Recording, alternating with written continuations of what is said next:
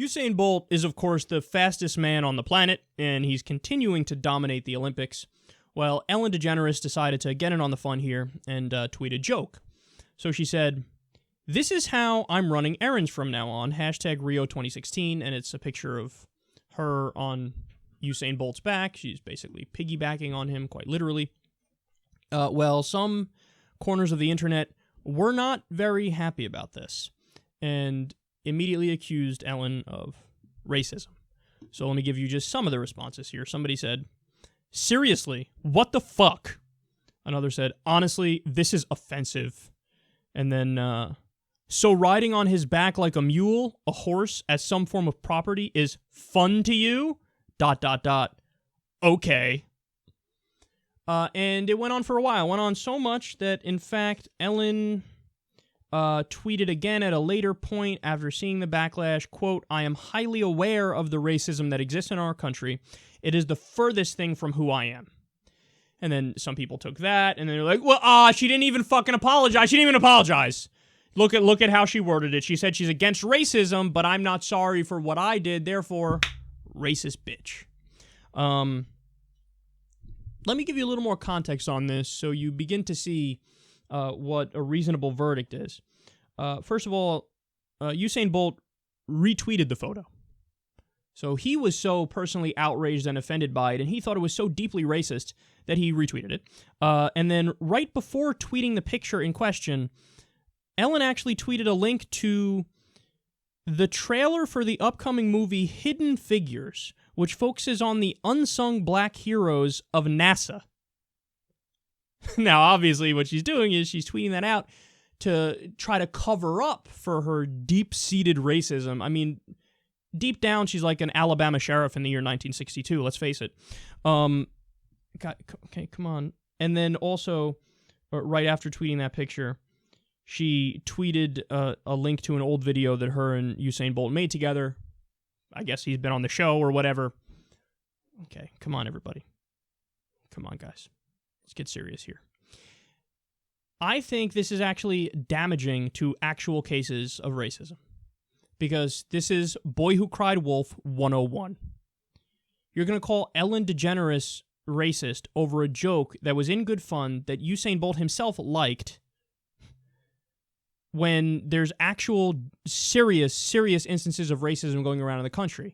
And what you do is when you have the same label, the exact same label for what Ellen did in the form of a tweet, and I don't know, the fact that black people and white people use drugs at similar rates and black people are arrested 4 times more often, you're going to have the same label, racist, for both those things?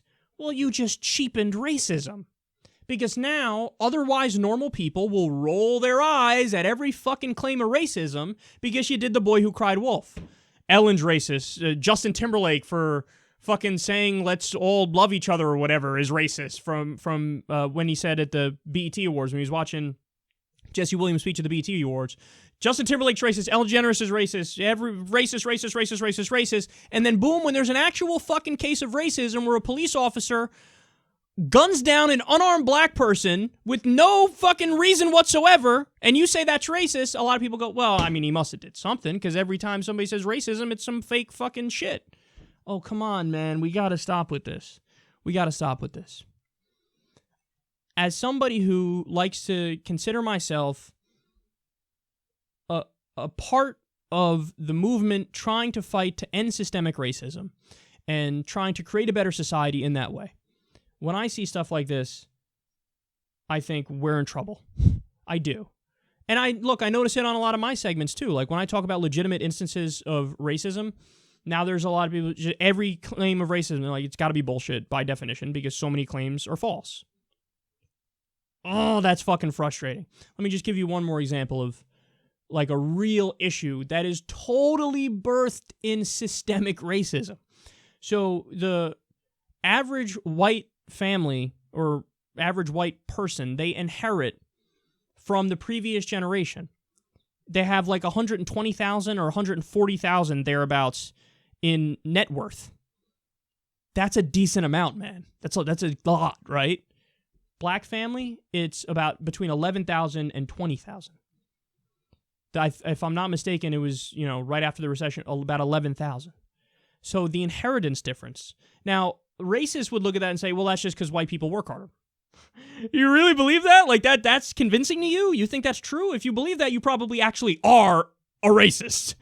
No, the reality is we're talking about inheritance, or we're talking about literally passing down wealth accumulated through generations.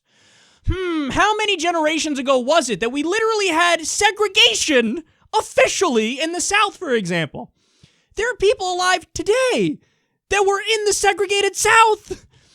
You only have to go fucking one generation to go, oh, so they were handicapped by nature of the system. It was built into the system that they're second-class citizens, and then lo and behold, now they have less money, so they pass down less money to the next generation. And so in the race of life, as a general rule, white people, it's a 100-yard dash. White people go 60 yards in front or more, and then they turn around and go, okay, black people, you can start running now. Well, yes, that would be an issue that's tied to systemic racism. So good people are trying to fight back to fix that. How do we fix that? You need to invest in communities of color and downtrodden communities. That's something you have to do. I would argue a social democratic system would foster uplifting of the races. So, for example, if you do a universal health care system, that would help tremendously. If you do universal education, that would help tremendously. If you make the minimum wage a living wage, that would help tremendously.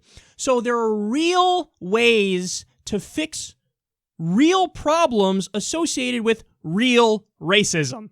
And that's what we're fighting for and doing our best to fight for here on Secular Talk.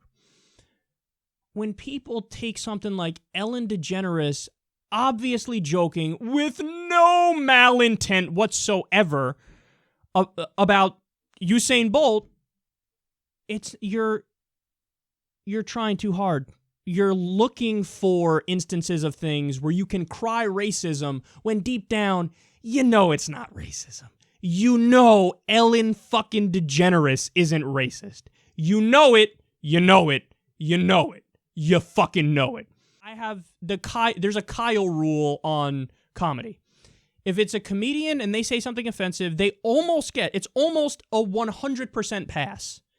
Because their whole existence is to push boundaries and try to say shit that evokes a response of laughter. And sometimes they cross that line that we all internally have where we go, that was a little tasteless. But they're allowed to try it and fail. And you don't have to like the joke, you don't have to think it's funny, but if she says it to ascertain from it that now I think she at heart is a racist and she thinks black people are inferior to white people. Because remember, that's racism is thinking one race is inferior to another race and another race is superior. Well, obviously Ellen doesn't think that. Obviously she doesn't. And Usain Bolt himself was like, that's a funny joke, I'm going to retweet it. So you're trying too hard if you think this is part of part of systemic oppression and part of a deep-seated embedded problem in the system. No, there are real deep-seated problems within the system. Yes, this is not one of them. And when you say it is, you damage the actual fight against the real problems.